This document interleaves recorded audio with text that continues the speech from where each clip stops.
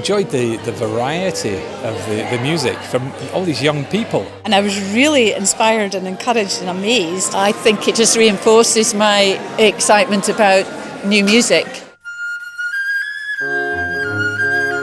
As a young composer, to get an opportunity like this, it really kind of gives you an idea of how the whole situation of being commissioned by somebody to compose a piece goes.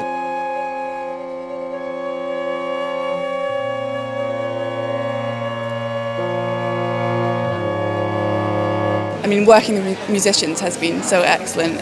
This project's been very, very helpful. I've learnt so much about the compositional process because while it's good to sit down on Sibelius and write down what you want and have it play straight back to you, Sibelius doesn't talk back to you.